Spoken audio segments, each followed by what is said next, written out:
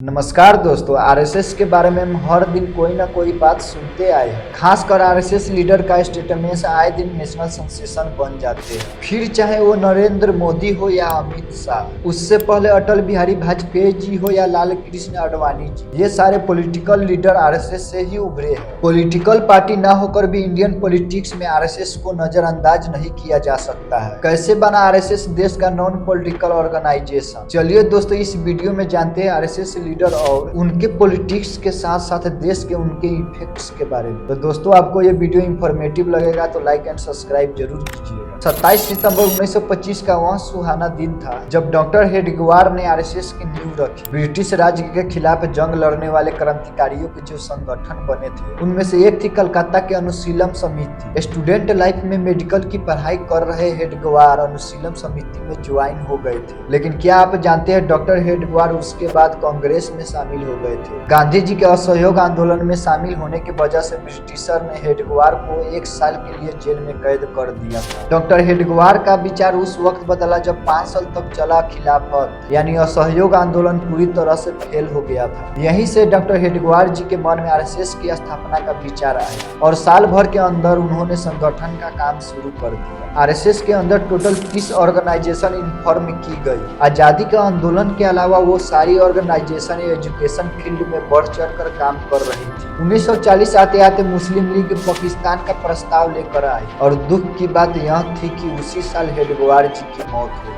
Doctor Hedgewar के बाद कैसे बढ़ा आरएसएस का सफर, चलिए जानते हैं। डॉक्टर हेडगेवार के मौत के बाद श्री महादेव सदाशिव गोलवलकर यानी गुरुजी ने आरएसएस की कमान संभाली और कांग्रेस से हटकर उन्होंने अक्टूबर 1951 को डॉक्टर श्यामा प्रसाद मुखर्जी को एक नए पॉलिटिकल पार्टी बनाने के लिए इंस्पायर किया। डॉक्टर मुखर्जी ने अखिल भारतीय जनसंघ की स्थापना की। यही जनसंघ आगे चल के भारतीय जनता पार्टी बन गई। 2019 में भाजपा सरकार ने आर्टिकल 370 धारा को हटा दिया जम्मू कश्मीर से, लेकिन इसकी सबसे पहली मांग डॉक्टर मुखर्जी जी ने 1953 में की थी। उनका नारा था कि एक देश में 2 निशान 2 प्रधान नहीं चलेंगे नहीं चलेंगे। 63 साल बाद उनके संगठन को आर्टिकल 370 हटाने में कामयाबी मिली, लेकिन 1953 में ही डॉक्टर मुखर्जी जी की मौत हो गई थी। आरएसएस जैसी ऑर्गेनाइजेशन में यही खास बात होती है कि अपने दम पर कोई भी आदमी मेहनत कर आगे बढ़ सकता है और अच्छे पोजीशन पर पहुंच सकता है। ऐसा ही एक नाम है बाला साहेब देवरास। वो हेडगेवार के लीडरशिप में बनी आरएसएस के पहली शाखा का मेंबर थे। वो आरएसएस के प्रचारक के तौर पर काम करते थे। बाला साहेब ने ही सबसे पहले मॉर्निंग मीट्स की शुरुआत की। उनकी ऑर्गेनाइजिंग स्किल देखकर हेडगेवार भी काफी इम्प्रेस थे। फिर उन्हें एक के बाद एक आरएसएस की एक्सपेंसिव की जिम्मेदारी मिलती गई। तब बाला साहेब ने शाखा में देशभक्ति गीत कंपलसरी प्रोसेस बनाया और उनके मेहनत का नतीजा था 1973 में बाला साहेब आरएसएस का सरसंघ चालक बने। लेकिन देश भर उस समय बहुत बड़े संकट का पीरियड था। उस समय इंदिरा गांधी ने देश में इमरजेंसी डिक्लेयर कर दी थी। सरकार ने इमरजेंसी पीरियड में बाला साहेब को भी जेल में कैद कर दिया था, लेकिन सरकार बाला साहेब के कामों को नहीं रोक सकी। वो जेल के अंदर से भी शाखा के मेंबर को गाइड करके एक्सपेंशन प्लान बनाते थे। बाला साहेब की लीडरशिप में आरएसएस देश के कोने कोने तक पहुंच चुकी थी और उन्होंने ही एक न्यूज मीडिया और प्रचार का काम देखने वाला एक ग्रुप भी बनाया। 1975 की इमरजेंसी से लेकर 1993 में बाबरी डेमोलिशन की घटना तक बाला साहेब ही आरएसएस की सरसंघ चालक थे। बाबरी घटना पर उन्होंने कहा, जो हुआ उसे भूल जाओ और एक दूसरे को माफ करो। उसके बाद 1994 में उन्होंने आरएसएस की कमान राजू भैया के हाथ में सौंप दिया। लेकिन हेडगेवार की तरह राजू भैया भी आरएसएस ज्वाइन करने से पहले कांग्रेस में जुड़े हुए थे। 1942 में ब्रिटिश के खिलाफ कांग्रेस की क्विट इंडिया मूवमेंट में शामिल थे। 1948 में आरएसएस को पहली बार बैन किया गया था।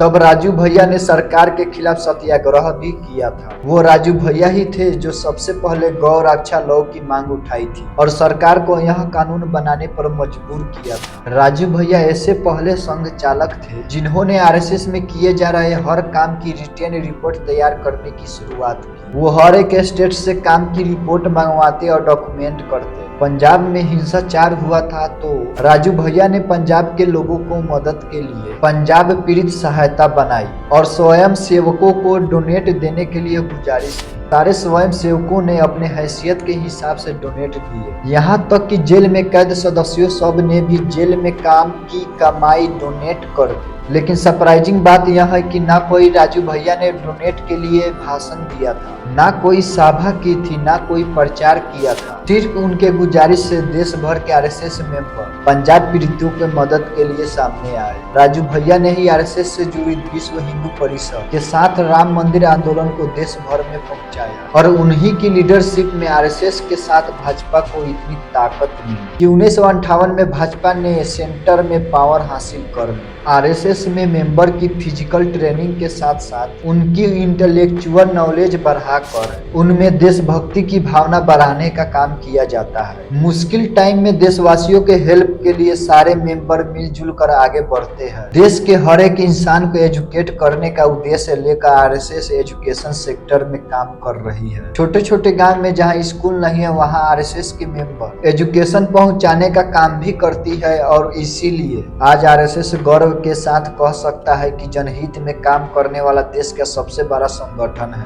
उम्मीद है आपको ये वीडियो इंफॉर्मेटिव लगा होगा। मिलते हैं अगले वीडियो में, अभी के लिए बहुत बहुत धन्यवाद।